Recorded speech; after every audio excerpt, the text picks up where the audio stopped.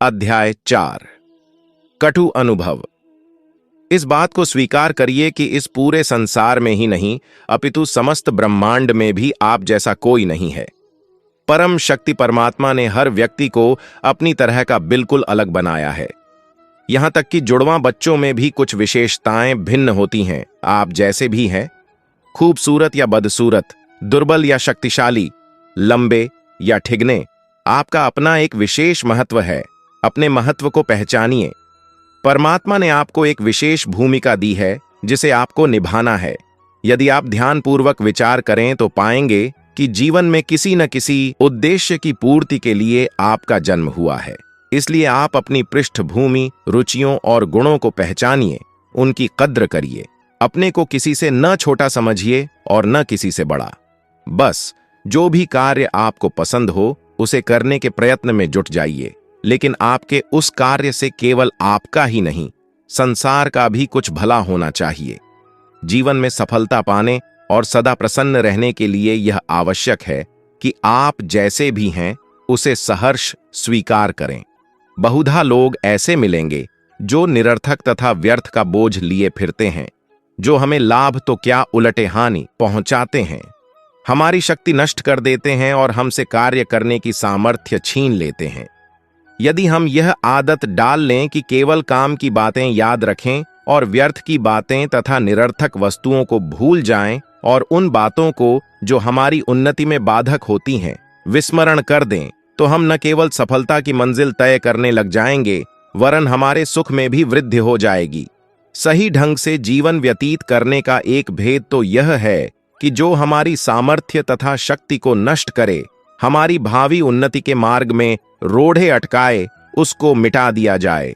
हमें चाहिए कि अपने विगत कटु अनुभवों को भूल जाएं, उनकी याद तक मस्तिष्क से निकाल दें। वस्तुतः हमें अपनी त्रुटियों और दुर्बलताओं को याद नहीं रखना चाहिए। हाँ, यदि उद्देश्य यह हो कि कहीं दोबारा गलती न हो जाए तो पहली भूलों पर दृष्टिपात करना अच्छा है, किंतु उन्हें बार बार मस्तिष्क में घुमाना ठीक नहीं है। यदि उनकी याद रह रहकर सताती है तो उचित यह है कि उन्हें अपने मानस पटल से खुरच डालें, ताकि उनका कोई चिन्ह शेष न रहे। अपने वर्तमान जीवन पर उनकी छाया तक न पड़ने दें, ताकि जो आप आगे करने वाले हैं उसकी सामर्थ्य न खो बैठें। इस विषय में आज तक जो आपने सीखा है उससे निसंदेह लाभान्वित हों, आपको कोई रोक नहीं सकता, किंतु उन्हें बराबर याद करके व्यर्थ ही अपना दिल थोड़ा न करें। जो चीज आपको आगे बढ़ने से रोकती है उससे चिपटे रहने से क्या लाभ। जिस घटना की स्मृति से आपको दुख होता है उसे दोबारा क्यों याद करें। शोक और संताप को छोड़ें, दुख तथा चिंता से बचें।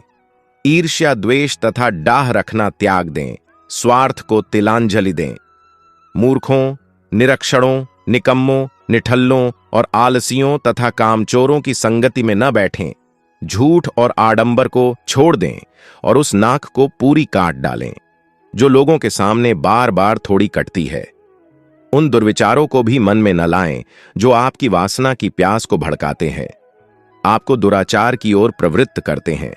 यदि आपने यह सब बातें छोड़ दी तो आप यह देखकर चकित रह जाएंगे कि आपका बोझ कितना हल्का हो गया है, आप कितने स्वतंत्र हो गए हैं। जीवन की दौड़ में भाग लेने के लिए आप अपने अंदर अधिक शक्ति और उत्साह का अनुभव करेंगे। आपको अपनी सफलता तथा विजय पर और भी अधिक विश्वास हो जाएगा। असंख्य लोग ऐसे हैं जो इन बातों को छोड़ना जानते ही नहीं। छोड़ दें और उस नाक को पूरी काट डालें जो लोगों के सामने बार बार थोड़ी कटती है। उन दुर्विचारों को भी मन में न लाएं जो आपकी वासना की प्यास को भड़काते हैं, आपको दुराचार की ओर प्रवृत्त करते हैं। यदि आपने यह सब बातें छोड़ दी तो आप यह देखकर चकित रह जाएंगे कि आपका बोझ कितना हल्का हो गया है, आप कितने स्वतंत्र हो गए हैं। जीवन की दौड़ में भाग लेने के लिए आप अपने अंदर अधिक शक्ति और उत्साह का अनुभव करेंगे। आपको अपनी सफलता तथा विजय पर और भी अधिक विश्वास हो जाएगा। असंख्य लोग ऐसे हैं जो इन बातों को छोड़ना जानते ही नहीं। न रखें, सकारात्मक सोच रखें, चिंता तथा परेशानी को दूर करें। कहीं ऐसा न हो कि वे आपकी शक्ति तथा सामर्थ्य को नष्ट कर दें, क्योंकि आपकी शक्ति ही आपके आगामी कार्यों की पूंजी है। जो बातें आपको अच्छी नहीं लगती, आपके स्वभाव को दूषित करती हैं या आपके मानसिक संतुलन को बिगाड़ देती हैं, उन्हें भूल जाएं और उनके बारे में कुछ न सोचें। आपका समय इससे अधिक मूल्यवान है कि आप उसे भूली बिसरी त्रुटियों और भूलों पर खेद प्रकट करने में नष्ट कर दें। यदि आप निराश या हतोत्साहित रहते हैं तो निराशा तथा उत्साहहीनता को इस प्रकार मन से निकाल दें जैसे चोर को घर से बाहर धकेल दिया जाता है। अपनी कमजोरियों के दरवाजे बंद कर दें और बंद ही रखें। यदि आपका कोई कटु अनुभव हो चुका है तो उसे भूल जाएं।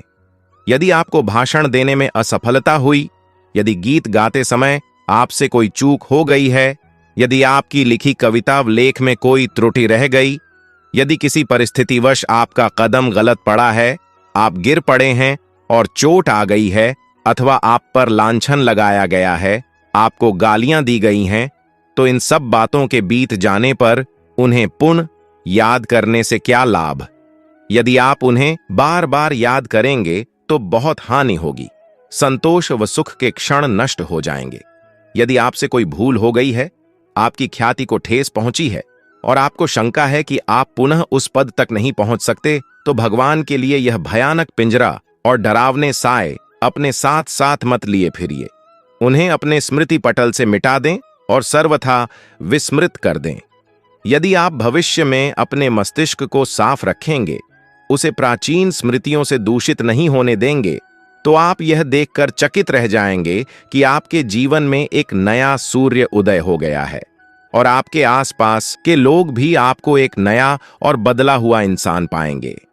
अधिकांश लोग किसी विषय या कार्य में अपने मन को एकाग्र करने में पहले कठिनाई अनुभव करते हैं, लेकिन जब एक बार उनका ध्यान लग जाता है तो उसमें इतने मग्न हो जाते हैं कि किसी दूसरे विषय में ध्यान लगाने का अवसर आने पर उन्हें कष्ट अनुभव होता है। तब उनका मानसिक संतुलन गड़बड़ा जाता है। वे खींचने और परेशान होने लगते हैं। यह आदत उनके जीवन की प्रसन्नता को नष्ट कर देती है। अतः आपको किसी विषय या कार्य में ध्यान लगाने का ही नहीं, अपितु उससे ध्यान हटाने का भी अभ्यास करना चाहिए।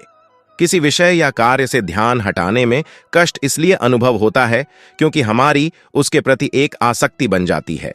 मत भूलिए, मोह और आसक्ति सदैव अंत में दुखदायी होती है। अतः अपने को सुखी, स्वस्थ तथा संतुलित रखने के लिए यह आवश्यक है कि हम मोह और आसक्ति से बचें। इसके लिए सबसे सरल उपाय यह है कि आप प्रत्येक विषय या कार्य को परमात्मा का कार्य समझकर करें। इससे आप अपने ध्यान को आवश्यकतानुसार एक विषय या कार्य से हटाकर दूसरे में लगा सकेंगे और आपको कोई कष्ट भी नहीं होगा।